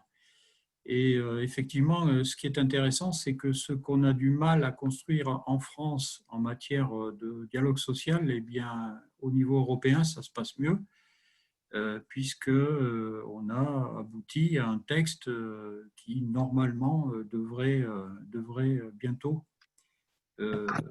être, comment dire, mais encore une fois, la signature n'a pas eu lieu, donc je ne peux pas en parler plus, mais ce sera en tout cas une très bonne nouvelle si ça a lieu, comme on l'espère tous, pour en fait aider au dialogue social en France, puisque si ce texte est signé, on aura 3 ans pour le retranscrire en France au niveau de sa déclinaison, et ça pourrait relancer la négociation en France sur divers sujets, dont notamment la question du télétravail, puisque je participe aussi dans la délégation CGT aux rencontres paritaires. Il ne s'agit pas encore de négociations en France. Suite au premier tour de table, on a pu encore une fois constater que autant côté syndical, les 5 syndicats sont sur l'idée de ne pas s'en tenir à en fait un état des lieux comme on avait fait en 2017, où on avait listé les 7 enjeux essentiels qui devaient faire l'objet de négociations. Et donc là, on souhaiterait aller au-delà et aller sur une négociation et donc une actualisation de l'ANI de 2005 dont a parlé Laurent tout à l'heure. Mais force est de constater que pour l'instant, le collège employeur est vraiment pas motivé pour aller sur un accord. Donc on espère que d'ici les prochaines séances, on arrivera à faire évoluer leur point de vue. Mais pour l'instant, voilà, c'est côté syndicat, nous on souhaite négocier, aboutir à un accord. Côté employeur, c'est beaucoup plus compliqué. Alors justement, on va donner la parole, redonner la parole au côté employeur, puisqu'Elisabeth a réussi à nous rejoindre. Donc, peut-être elle a entendu les propos là à l'instant de. Oui. Elisabeth, vous pouvez reprendre la balle. Vous m'entendez ? Est-ce que vous m'entendez là et est-ce que vous m'entendez mieux ? Voilà, c'est super. C'est parfait. Donc, je resalue tout le monde. Je suis désolée de tous ces aléas techniques. Pourtant, on en a fait des réunions tous ces derniers temps. Enfin, on est dans le vif du sujet, en fait. Alors, au moment où on a été interrompu, mais je vais essayer d'aller assez vite parce que du coup, le temps presse, je commençais par saluer l'extraordinaire réactivité. Je trouve qu'on ne prend pas assez le temps de faire arrêt sur image pour dire à quel point l'État, d'abord, une fois que le cataclysme ou le séisme a été identifié, a quand même très très vite mis en place un panel de mesures destinées à la fois à protéger l'emploi, à protéger les salariés, protéger les entreprises, et puis créer les conditions, dès que l'économie serait en situation de repartir, de permettre à tous de repartir dans les meilleures conditions. Dans cette extraordinaire réactivité, je voulais aussi souligner la manière dont les entreprises, bien sûr, mais les salariés, s'étaient tous finalement adaptés très très vite, parfois difficilement parce que c'était télétravail, on en parle beaucoup, mais ce n'est pas le seul sujet. Télétravail avec des enfants en bas âge à côté, etc. Et puis je disais aussi tout à l'heure rapidement qu'on a vu émerger du côté des partenaires sociaux à la fois une manière de travailler un peu différente. Ça ne s'est pas beaucoup vu, en tout cas ça a été assez peu commenté à ma connaissance dans les médias, mais quand même pour le coup les partenaires sociaux avaient à un moment donné, au plus fort de la crise, tous les jours, rendez-vous, tour de table, etc., avec la ministre du Travail, il faut quand même saluer ça, avec d'autres membres du gouvernement selon les sujets traités, et puis ont pris des initiatives tout à fait innovantes. Par exemple, alors que l'échelon régional du point de vue des relations collectives du travail n'est pas un échelon, je veux dire, identifié, les négociations elles se font dans les branches, dans les entreprises, en interpro. En fait, là, et très peu évidemment au niveau régional, là on a vu des chartes, on a vu apparaître des chartes à l'occasion desquelles les partenaires sociaux affichaient une volonté partagée d'accompagner l'économie, de reprendre l'activité, etc.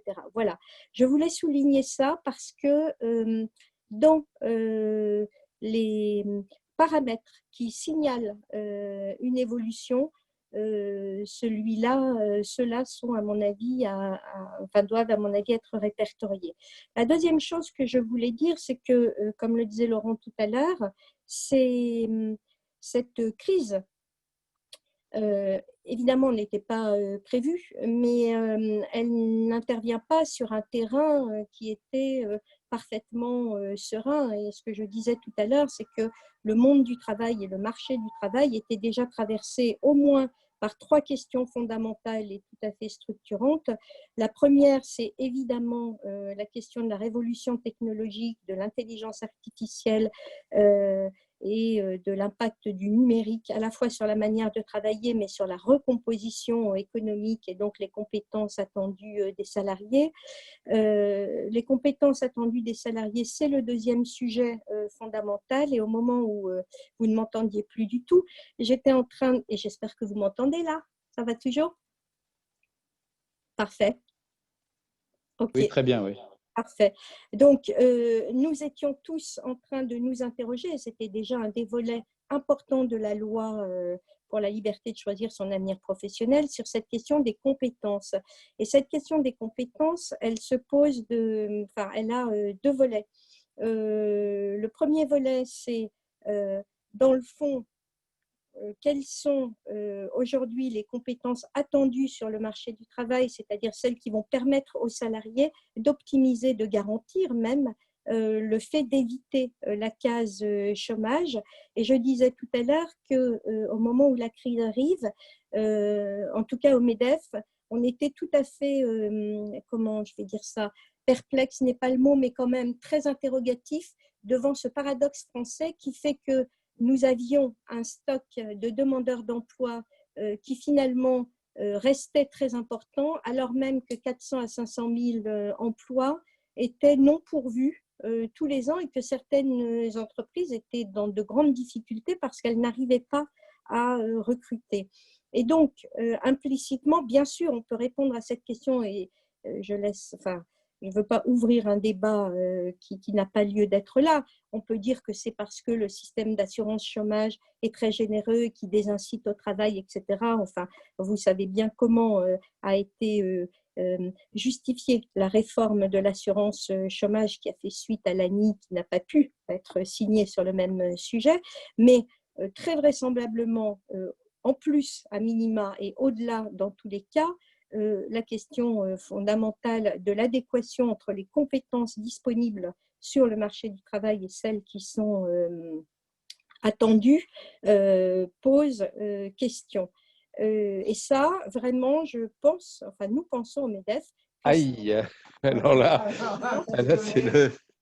Mais oui, mais je vais… Il y a un petit problème, Elisabeth, parce qu'on ne vous entend plus, mais ça, c'est à nous.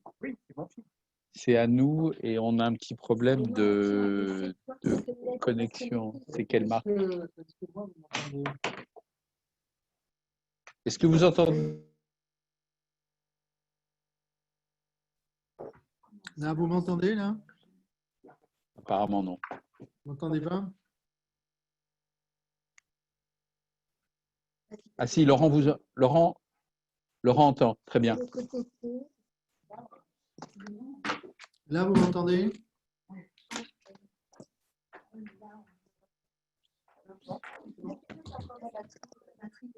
Moi j'ai de la batterie, oui. Et j'entends Monsieur Aubert. Voilà, c'est bon. Est-ce que vous m'entendez là? Non, ça y est, il a mis le sien, mais c'est bon. On redémarre.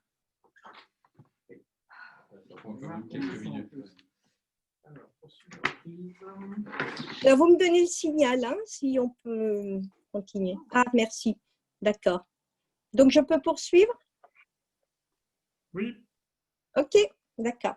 Donc, je disais que cette question des compétences, elle est tout à fait centrale. On avait très, très bien travaillé le sujet dans l'ANI que nous avions signé avec l'ensemble, l'ANI sur lequel nous étions tous tombés d'accord, donc celui du 22 février 2018, mais qui n'a pas été retenu notamment sur ce volet-là, puisque, comme vous le savez, il a été suivi de la loi du 5 septembre 2018 qui nous a été annoncée, présentée comme le Big Bang de la formation. Néanmoins, cette question des compétences, de l'accompagnement, notamment à la transformation des compétences, la transition professionnelle, la mobilité professionnelle, le dispositif d'accompagnement reste de notre point de vue entière ou en tout cas en grande partie non réglé. Et puis la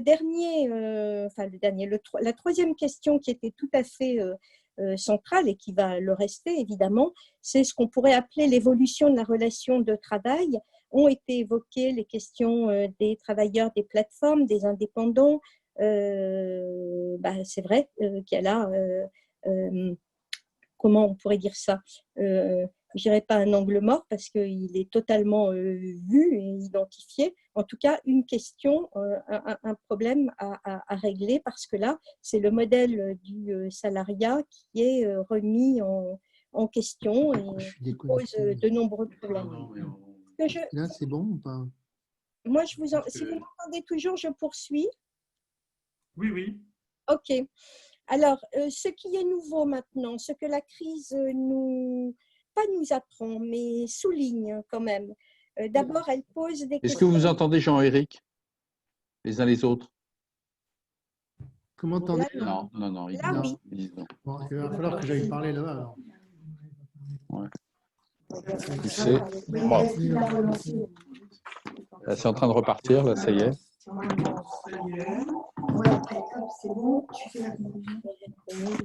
Alors.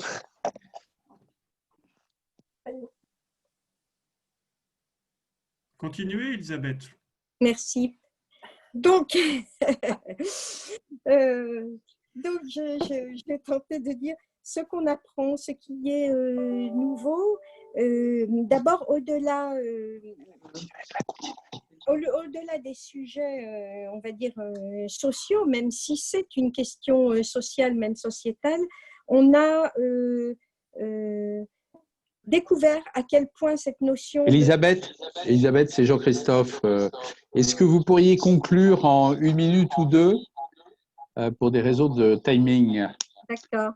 Merci, je suis désolé pour ça. Pas de souci. La souveraineté économique est donc une question dont il va falloir s'emparer et évidemment qu'elle n'est pas sans impact sur le marché du travail. La question des conséquences que nous tirons de cette accélération de l'utilisation de l'outil numérique, on a beaucoup parlé du télétravail tout à l'heure et donc lancé un diagnostic en matière de télétravail. Quelles leçons tirons-nous de la crise? Bon, mais ça, on le travaille avec les organisations syndicales, les autres organisations professionnelles. Comment ça impacte potentiellement le modèle de l'entreprise? Ce sont des questions évidemment très importantes. Et puis, il y en a une qui a été évoquée et qui est centrale, surtout au moment où s'ouvre la négociation sur santé au travail, c'est la prévention sanitaire dans l'entreprise. On voit que ce sujet-là est un sujet qui, là, ça ne se résume pas à ce que doivent être les SST demain. Il y a un sujet central qui est la prévention sanitaire en entreprise. On peut évidemment considérer que beaucoup est déjà fait, mais là, clairement, la pandémie nous apprend quelque chose. Et le dernier point, c'est la transition démographique. 700 000 jeunes qui arrivent sur un marché du travail qui pourrait être atone au mois de septembre. Qu'est-ce qu'on fait d'ici là pour leur assurer tous, quoi qu'il arrive, des débouchés et ne pas considérer comme normal que finalement, il y ait une génération Covid parce qu'il y a eu en 2020 le Covid. Voilà, c'était mes derniers mots. Merci beaucoup, Elisabeth, parce que vous avez bien concentré sur les urgences du moment et qui sont à la fois des urgences d'emploi, des urgences pour les jeunes. Et puis, malgré tout, cette discussion télétravail qui quand même touche un sujet hyper structurel d'organisation du travail général dans notre pays. Donc, merci en tout cas d'avoir pu vous rendre disponible. Et je vais tout de suite passer la parole à Jean-Éric Aubert qui va conclure notre journée. S'il est possible de conclure sur un sujet pareil d'ailleurs. En tout cas, je te remercie. Est-ce que vous m'entendez là? Tous, vous m'entendez correctement? Oui? Oui. Ça marche? Bon. Alors, écoutez, oui, c'est toujours difficile de conclure, surtout quand on arrive à la fin où on n'a plus beaucoup de temps. Je dirais simplement à propos de cet événement que c'était une innovation, que ça a été, en dépit des problèmes techniques, à mon avis, très riche. Il y a eu des contributions de grande qualité. Il y a eu aussi des commentaires sur le blog qui montraient la vitalité des participants. Je dirais aussi que cet exercice a en fait conforté le livre qui avait été préparé par la Société française de prospective et les préconisations qui se trouvent dedans. Et je voudrais ici à nouveau réitérer nos remerciements à Christine Afria et l'équipe qui a préparé ce livre et préparé aussi cet événement qui a quand même réuni plus d'une centaine de personnes à peu près à chacune des sessions. Maintenant, s'il s'agit de conclure avec quelques idées de substance, il ne nous reste pas beaucoup de temps, donc je vais quand même être assez bref. Je dirais que ça se résume en quelques phrases et puis j'essaierai de développer chacune des phrases derrière. La première phrase, c'est que la métamorphose du travail est une réalité, mais c'est quand même une réalité un peu douloureuse. La deuxième idée, c'est que la crise du Covid-19 a eu et a un impact et aura un impact certain et multiple sur les conditions de travail. La troisième idée, c'est que la France a de belles valeurs et de bonnes idées, mais qu'elle sait guère mettre en œuvre les réformes nécessaires. Le quatrième point, c'est que la question du travail est un enjeu mondial et qui doit mobiliser tous les acteurs. Et le cinquième point, c'est que dans le long terme, il faut absolument intégrer la prospective du travail dans les grandes transitions du siècle d'ordre climatique et démographique. Et je vais essayer d'expliquer très brièvement, ou du moins d'illustrer brièvement chacune de ces idées. La première, donc, c'est la métamorphose du travail qui est une réalité. On le voit dans le changement de statut avec la montée des indépendants, la baisse des CDI. On le voit aussi dans cette idée qui a été évoquée qu'avant, on apprenait pour trouver un travail. Aujourd'hui, c'est après avoir trouvé un travail qu'on apprend. Donc, c'est bien un renversement de perspective. Il y a bien un avant et un après. D'autre part, c'est quand même assez douloureux les conditions dans lesquelles on travaille parce qu'on voit une montée de la précarité, on voit des difficultés pour les gens qui sont peu qualifiés de plus en plus, on voit des difficultés aussi pour les jeunes qui ont plus d'obstacles aujourd'hui face à eux pour trouver du travail. Et néanmoins, cette réalité douloureuse, il faut faire avec. Et comme il a été dit, il faut à la fois conjuguer des révolutions technologiques, satisfaire des demandes économiques qui sont là, et en même temps arriver à remplir des aspirations sociales. Et c'est cette espèce de triangle difficile auquel il faut trouver des solutions. Et c'est l'objet notamment de cette réflexion que nous avons eue aujourd'hui. Cela étant, ça se fait dans une conjoncture qui est précisément celle de la crise du Covid, totalement inattendue. Il y en a eu plusieurs conséquences. D'abord, on l'a évoqué longuement, la question du télétravail, mais on s'aperçoit s'il y a quand même des ouvertures indiscutables, il y a des créations d'inégalités, il y a des conditions de tous ordres qui font que ce n'est pas si facile que ça et qu'il reste beaucoup à faire pour améliorer la façon dont le télétravail va s'intégrer dans la vie des entreprises et de l'économie. On s'est aperçu aussi avec la crise du Covid qu'il y avait des professions à forte valeur ajoutée mais qui étaient fort mal payées. Et donc, ça vient bouleverser d'une certaine manière un certain nombre de valeurs de manière fort utile. On s'est aperçu aussi que peut-être le travail, et ça c'est à mon avis quelque chose qu'on n'a pas beaucoup évoqué mais qui dans le court, moyen terme va se manifester, c'est qu'on a besoin de travailler plus que jamais, que ce soit au niveau des ménages, que ce soit au niveau des entreprises, que ce soit au niveau de la nation, pour rembourser des dettes, quelle qu'elle soit, pour régénérer du profit. Et donc, il va y avoir une pression inévitable sur le travail, et d'où des problématiques qui existaient déjà, mais qui vont s'accentuer. Alors, dans cette affaire, on a vu aussi que finalement, la santé a passé avant le travail. Et je pense que du point de vue du renversement des valeurs, c'est quand même quelque chose sur lequel, qui est intéressant et qui montre, à mon avis, une évolution par rapport à ce qu'on aurait connu au siècle dernier. et ceux qu'on a connus avec des grandes pandémies dans le siècle passé. Et on avait aussi un État capable en France de se mobiliser, comme on l'a dit, pour cette notion de chômage partiel dont tout le monde est convenu que quand même ce n'était pas un vocable tout à fait adéquat par rapport à une situation qui a été en fait une nationalisation du salariat. Troisième point sur lequel je voudrais maintenant développer quelques idées, c'est cette idée que la France sait quoi faire, mais elle ne sait pas comment faire. On a vu de magnifiques exposés aujourd'hui sur toutes sortes de démarches qui touchent les différents aspects de l'écologie du travail et ses diverses composantes, la manière d'intégrer le travail dans la vie générale, avec la notion de temps choisi, la nécessité d'avoir une éducation qui notamment développe les soft skills et l'épanouissement des hommes. On a vu la nécessité d'introduire du travail, un droit souple en côté du droit dur. On a vu l'idée d'avoir une prévention, une protection sociale qui approche plus les questions sous l'angle de la prévention que de la réparation. Toutes ces idées sont fort bien développées dans le livre de la Société française de prospective, avec à chaque fois un renversement par rapport à ce qu'était au fond l'écologie du travail dans la société industrielle. On a vu aussi de très bonnes idées qu'on peut puiser dans les voisins européens, que ce soit en Scandinavie, en Allemagne, en Autriche.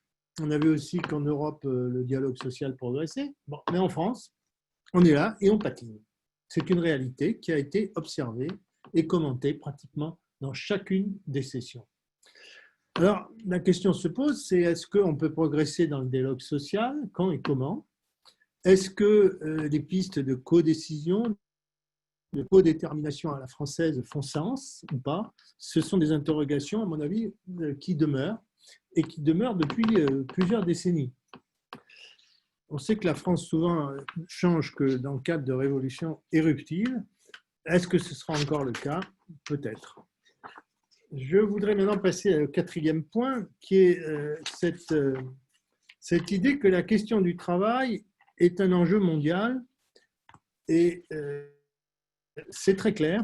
On a vu ce qui a été notamment l'évolution de la Chine, qui finalement montre une certaine convergence avec, dans la conception aujourd'hui de ce que c'est que de développer un système compétitif, convergence avec les autres pays les plus avancés. On a vu qu'il se pose des questions de concurrence, notamment avec du moins-disant social ou environnemental, qui aujourd'hui perturbe l'ensemble du système, je dirais, d'emploi au niveau mondial, et que tout cela ne peut pas se régler sans une certaine harmonisation et sans des négociations qui doivent se tenir au niveau mondial, sous l'égide de l'OIT ou d'autres organismes, mais dans lesquels, je dirais, tous les acteurs sont concernés, et au premier rang desquels les entreprises. Ce qui est très frappant, c'est que rien aujourd'hui ne peut se faire sans, au fond, un accord et des négociations harmonisées au niveau des entreprises et des grandes entreprises mondialisées. Bien entendu, les autres acteurs sont importants aussi, les syndicats, les États et également les ONG. Mais cette importance de penser au niveau mondial montre bien qu'on est dans un système économique très interdépendant, et c'est une réalité à laquelle il faut absolument, je dirais, répondre par des dispositions adéquates. Le dernier point, qui pour la prospective est très important, la prospective de long terme, c'est qu'on ne peut pas penser la prospective du travail sans l'intégrer dans les grandes transitions du siècle. Alors, c'est vrai sur la question de la démographie et le vieillissement des populations, qui pratiquement est visible sur tous les continents, sauf en Afrique. Ça a des conséquences, notamment ce vieillissement, sur la question du soin. On a évoqué le fait que, par exemple, tout ce qui est autour du care, les industries et les activités du care, sont des gisements d'emploi importants. Ça aura aussi des conséquences sur la quantité de travail disponible, puisque nécessairement, il y aura moins de personnes qui seront employables. Et donc, cette intégration de la variable, enfin de la tendance démographique au niveau mondial est capitale. Et dernier point fondamental, effectivement, c'est la question du climat. Et on a insisté à plusieurs reprises sur la nécessité de considérer cela comme tout à fait prioritaire et de réfléchir à ce que ça veut dire en termes d'emploi et de création d'emplois. Par exemple, le Green Deal qui est mis en place au niveau européen est précisément une manière de répondre à la fois à la crise actuelle et de tenter de résoudre des problématiques de long terme de nature écologique et en même temps d'offrir de nouvelles activités. Mais on a vu aussi, ça a été évoqué, il y a quand même aujourd'hui 1,5 milliard de personnes qui travaillent dans l'agriculture et les forêts. Les conséquences, quelles qu'elles soient, de nature écologique sur ce milliard et demi de personnes ne peut pas être négligée. Donc, il faut intégrer notre réflexion sur la prospective du travail par rapport à ces grandes transitions. Je m'arrêterai là et en vous disant simplement, alors revenir tout à fait, j'ai évoqué ce qui pouvait se passer à l'échelle du siècle, mais simplement à l'échelle des jours qui viennent, vous aurez droit en principe à toutes les vidéos de chacune des sessions. Il y a certaines sont déjà en ligne, avec également la possibilité de lire les blogs et les chats qui ont recueilli vos commentaires. Tout cela va être mis très rapidement en ligne. Et donc, je voudrais vous remercier et nous vous tiendrons au courant des suites qui sera données à ce travail de la Société française de prospective qui, je le répète, a mobilisé une équipe au moins d'une demi-douzaine de personnes pendant plus de 2 à 3 années. Voilà, je repasse la parole à qui la veut. Oui. Bon, eh bien, écoutez, nous vous remercions vivement et nous vous tenons au courant des suites. Et bravo pour ceux qui ont tenu jusqu'à cette heure tardive. Ouais. Voilà. Et désolé pour les quelques problèmes techniques que nous avons rencontrés, mais ça fait partie de toute innovation.